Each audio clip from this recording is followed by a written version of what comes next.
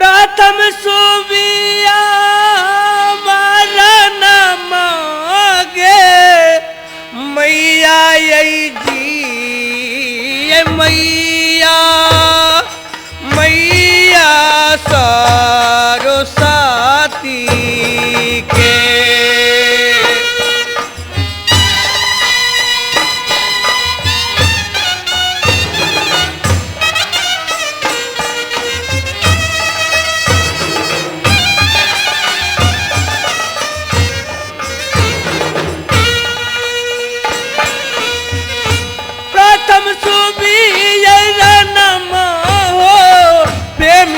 भैया सब मैया मैया सरस्वती के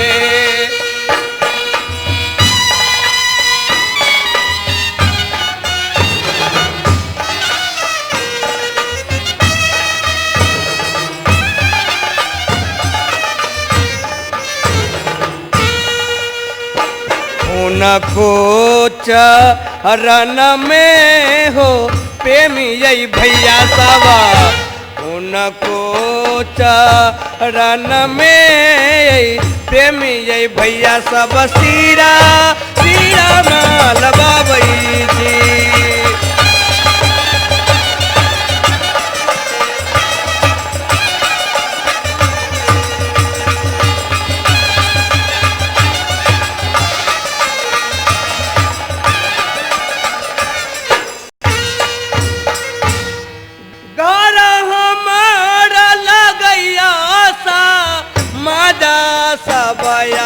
मानी मानी पूरा नगरिया में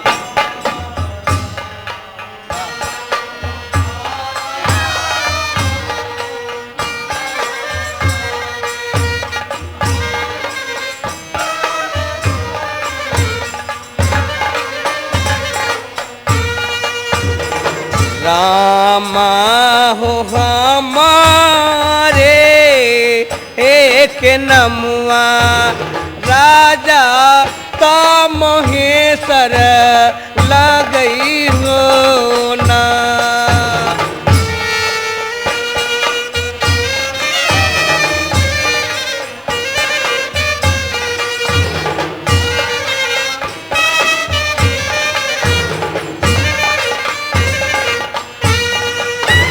रामा हो हमारे एक नमुआ राजा का महेश्वर सिंह लगैना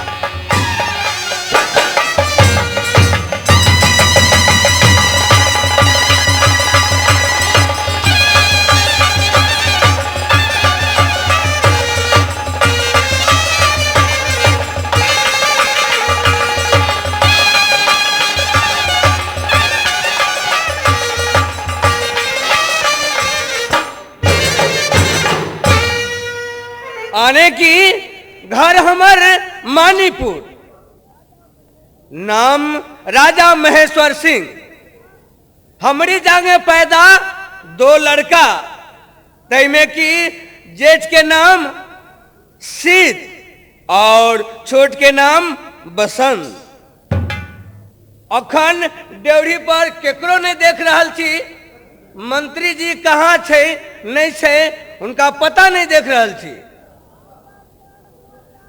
अब कहाँ जाका बैठला हो मंत्री दुलरुआ आजू आजू के दिन में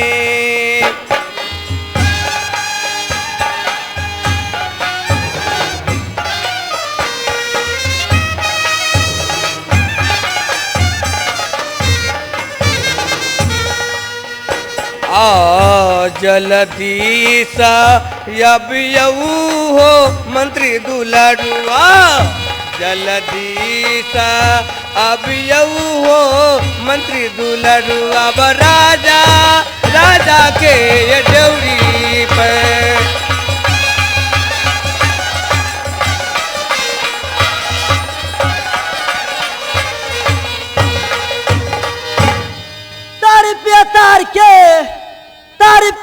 तार के कटिया उतार के मार सार के तार पिया तार के कटिया उतार के मार सार के बेटा बिगड़ल है चमार के मार सार के बेटा बिगड़ल है चमार के मार सार के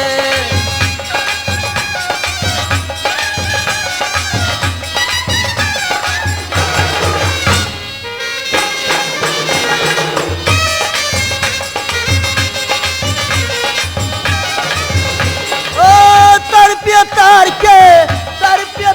के कटिया उतार के मार सार के बेटा बिगड़ल है चमार के मार सार के बेटा बिगड़ल है चमार के मार सार के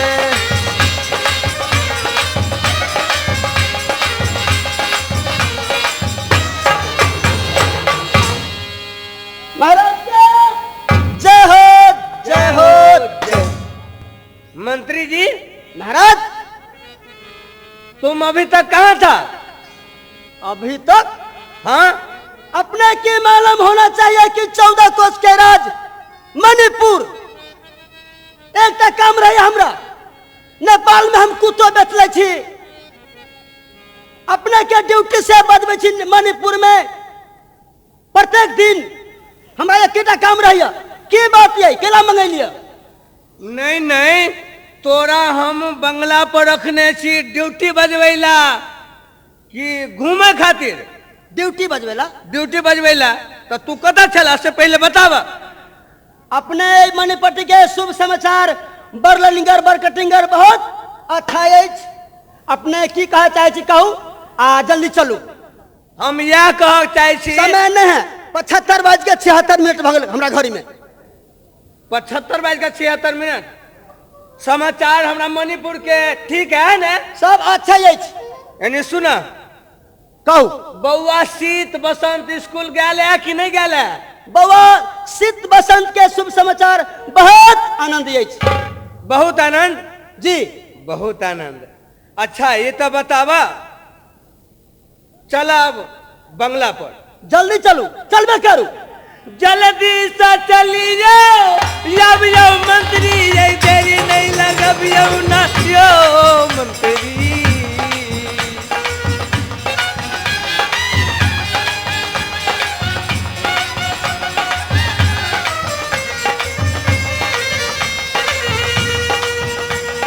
जल्दी से चलिए अब यो मंत्री ये देरी नहीं लगब यो नयो मंत्री।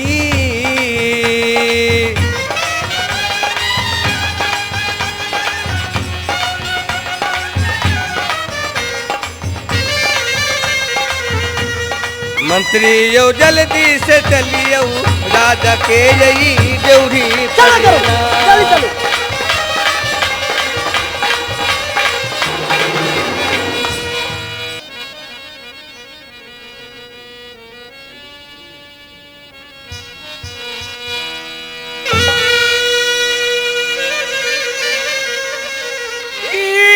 ईश्वर जी हो नाही राता हमारा यही गई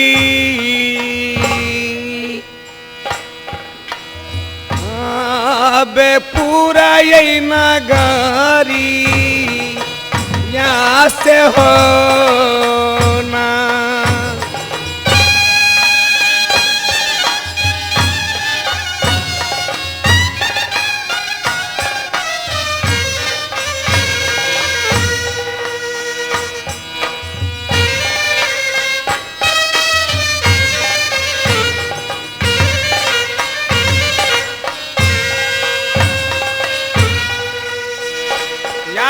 बाबू के नाम राजा यही मंगलिया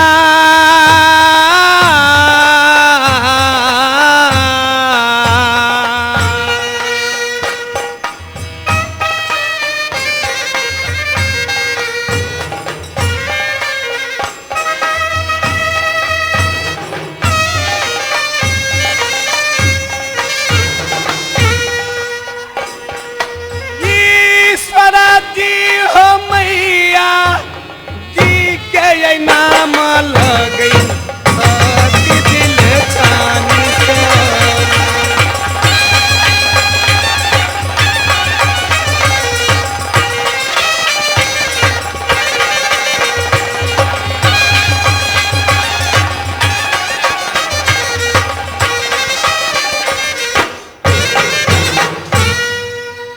या बसासुरा लगई छल मानीपुर नगरिया में या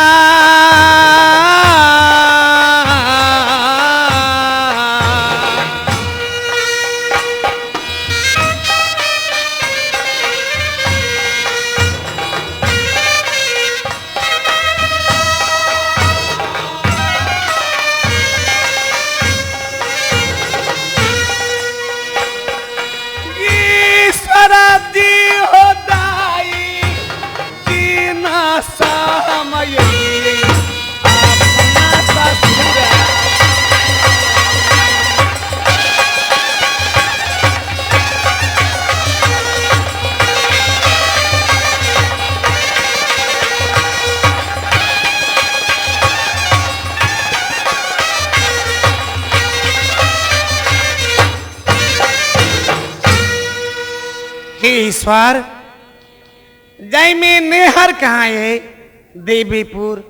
बाबूजी के नाम राजा मंगल सिंह, दोसर न तेसर एक लड़की ले लो जनाम। बाबूजी नाम धेलो सती प्रभावती। परमात्मा सासुरी मानीपुर जाए दिन से मणिपुर में एलो तो 2 लड़का जन्म ले लो। परमात्मा दोनों लड़का के सब दिन अपना महल में भोजन करालो, स्कूल पठेलो, अखन तक बुआ सामने में नहीं आए। या बसूरा ताय लगल दुलारा बउआ परया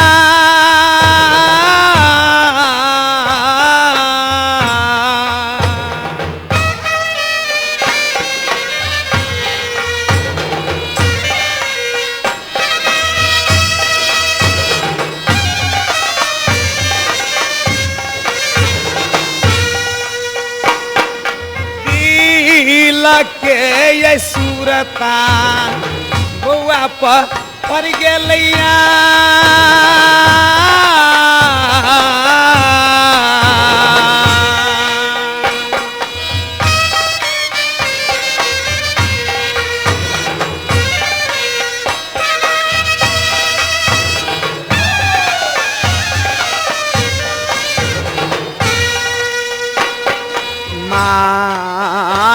ये मंत्री हम रबई मनमा सामने में नहीं छबे कैलिए ना।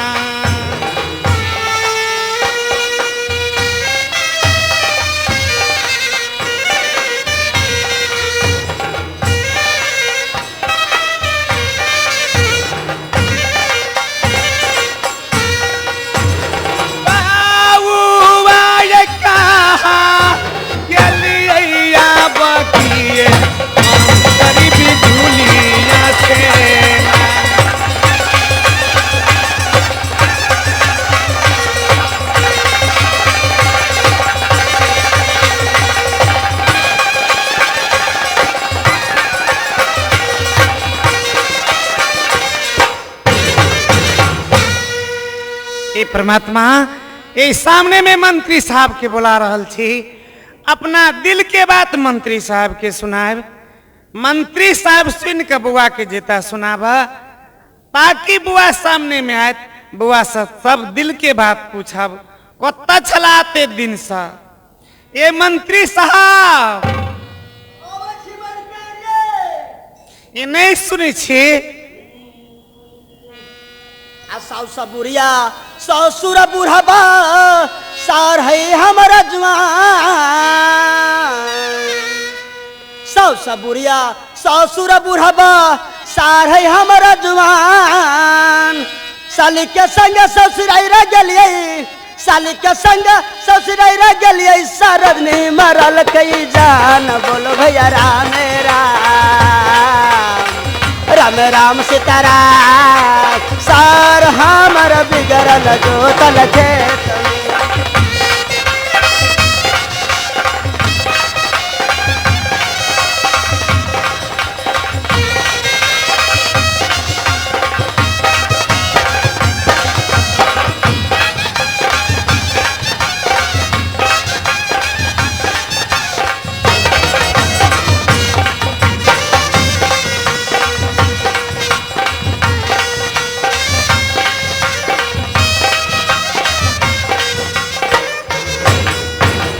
लुखी बीरी खिखिर गाजा नरिया पियैया भांग तारारन तारारन तारारन।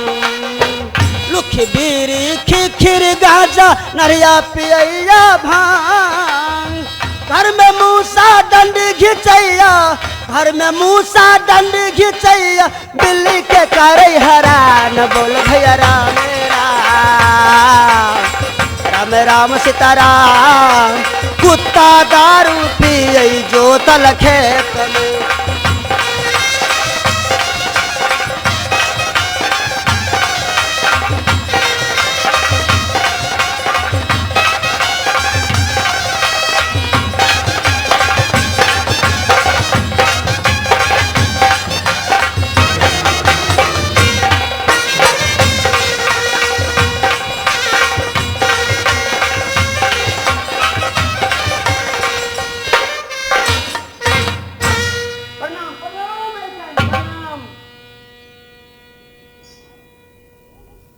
ए मंत्री साहब मलकान नीक रहू खुशी रहू कत्ता छली यहाँ ए मलकान कत छली अपने के मालूम नहीं नहीं ए तो हम तो चल गेली जनकपुर। ए मैं जनकपुर कथी कर गेल छलिए जनकपुर हम चल गेली अने बैटरी चार्ज कराबे। मैं बैटरी हाँ ये बैटरी लक की करबे बैटरी लके अने बजा उजा बजाबी कथी करबे हम आ एक घर में टेप छी रखने देखियो तो हम कोनो मामूली आदमी छी तब बड़ नीक काम करे छी एकटा हम गप कहू हम त 10 कान पढ़ल छी हम कोनो मूर्ख छी भात से लेके दही तक छी पढ़ल। मैं स्कूल त सुनै छी है अब भात के स्कूल नहीं सुनने छी अने 10 कान देखियो हे भात कान भात आ भात दुनी दाल भात कान भात दुनी दाल भात तरकारी भात चौका चोखा भात पंचे पापड़ भात छकैया दौड़ भात सती तिलौरी भात ठकुमरौरी भात नमक के नेम भात दही के दही। ए मंत्री साहब जी अहाँ के बात बुझ लेलौं जी अपने महल में छली हाँ महल में छली हम बटी ल के तब बउआ दोनों के देखलिया बउआ सिद्ध बसंत के हाँ बउआ तो स्कूल गेल छला अब साथ आयल के लिए से नहीं कहब। ए मंत्री साहब अपने के सब दिन पठबे छी कि बुआ साथ में जाओ जोरे जोरे जाओ आ जोरे जोरे फिर अपना महल में आओ। देखियो तो बउआ के पिल्सम घटी तो हम देबे करे छियै कलम घटी तो हम देबे करे छियै कॉपी घटी तो हम देबे करे छियै। फिर अहाँ के मालिक कता है मालिक अंदराते में हता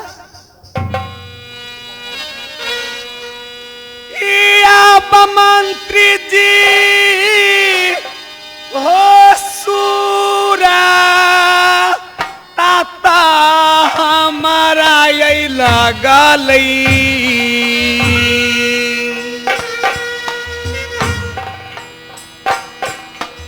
अपना दुनु हम बउआ लागिए ना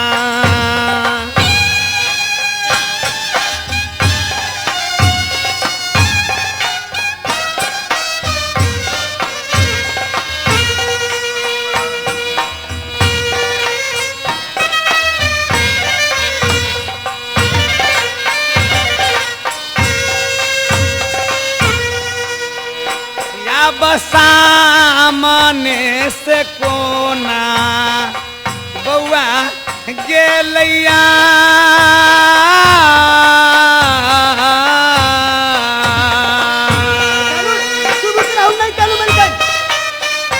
अपने चुभुकु ना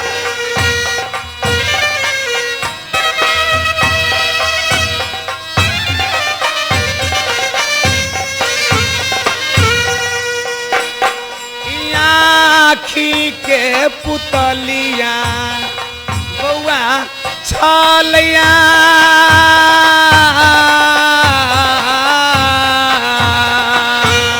सही बात।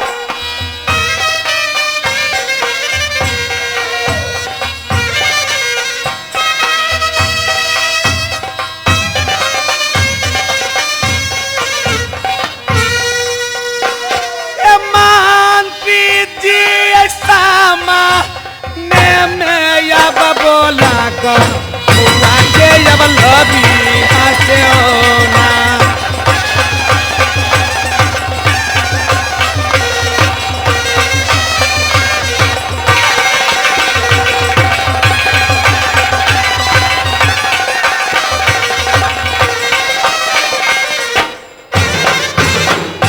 मंत्री साहब मलकान अहाँ जाओ जहाँ स्वामीनाथ था ताई समय में कहूँ बुआ दोनों जे आए सामने में तीनों आदमी के बोले उन्हें आए ठीक है हम लेने आवे छी मलकान बउआ बारे में अपने चिंता नहीं करू। क्या नहीं चिंता करम मंत्री साहब क्यों चिंता है क्या रोग है का नाम है कि चिंता से चमार मरे तो दुख से मरा तो दुसाध पाप से पासी मरे तो कह गया जकुमार दास अपने चिंता क्या कर जी। तय द्वारे मंत्री साहब सामने में रहते दोसर बात बच्चा बच्चा बुआ छला सब दिन स्कूल में जाइए कोना अकेला रहा ऊ तो है या बसूरता लगली दुनू बउआ लैया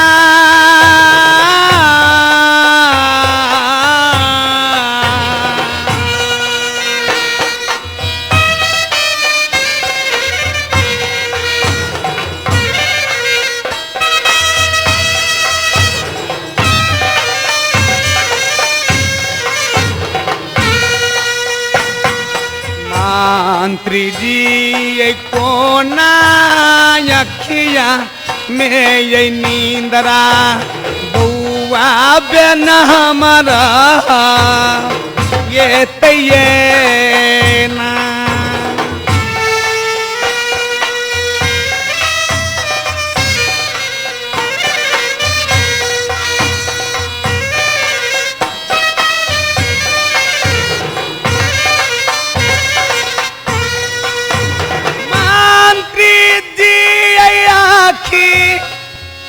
ताया बपू तलिया बुआ हमर छबे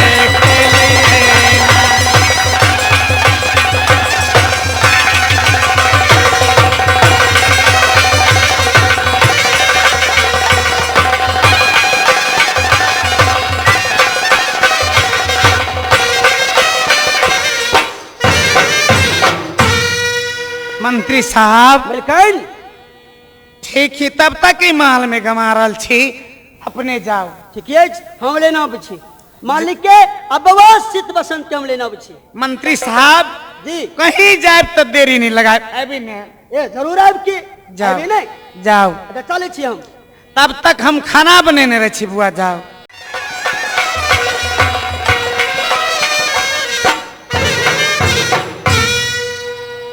मैया जी हे घारा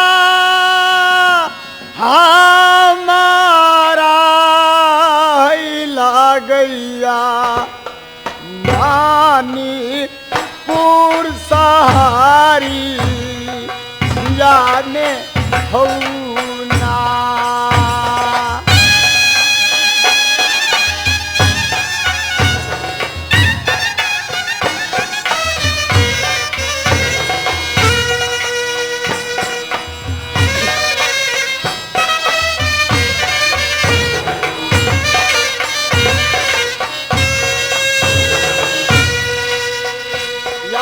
पिताजी के नामुआ राजा तम हे सरया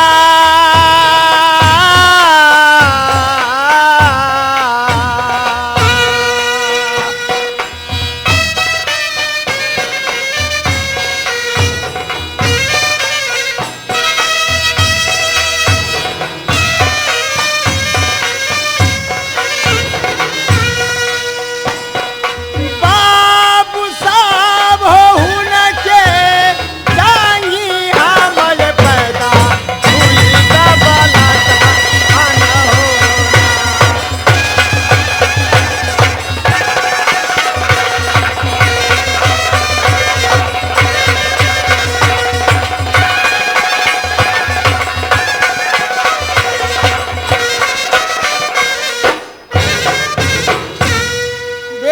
भैया, घर अमर कहा तो मणिपुर शहर।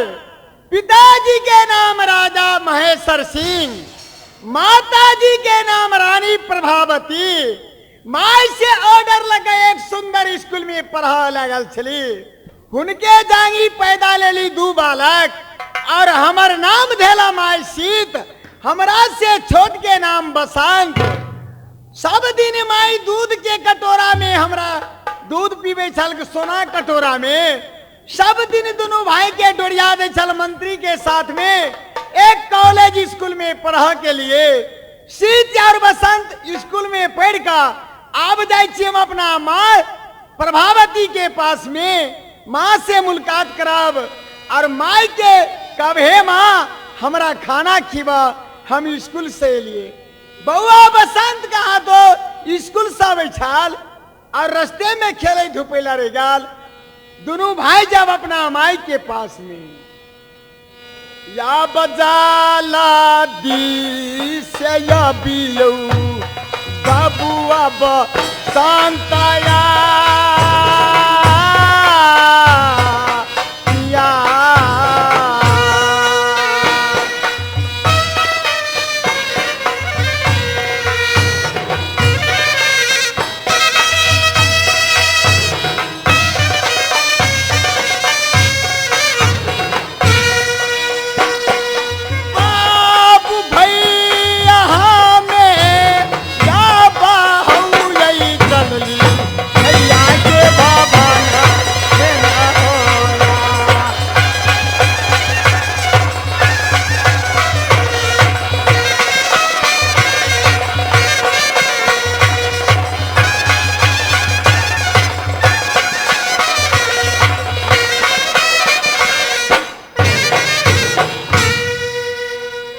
प्रणाम भैया। बहुत निके रहा बाबू बसंत। भैया अपना दोनों भाई चला कहा तो अपना माता प्रभावती के पास में। माँ प्रभावती के कब हे माँ दोनों भाई स्कूल से पढ़ गली, हमरा सबके भोजन करावा और निक ढंग से पढ़ ली स्कूल में बहुत बढ़िया से। चला दोनों भाई माई के पास में। भैया हाँ बसंत। और 8 बजे के स्कूल आयल बहुत भूख लाग गेल, 4:30 बज गेल। आ मास्टर जी वो छुट्टी दे देला। अब दोनों भाई चला अपना घर के पास। ए बसंत भैया माँ है तो रास्ता जो है कि हमारे बेटा कखनी स्कूल से पढ़ के आओ, सोना के कटोरा में दूध भात रखने आप, दोनों भाई के खियाओ, अपना माई के गोदी में बैसाओ। चलो ना भैया। चला।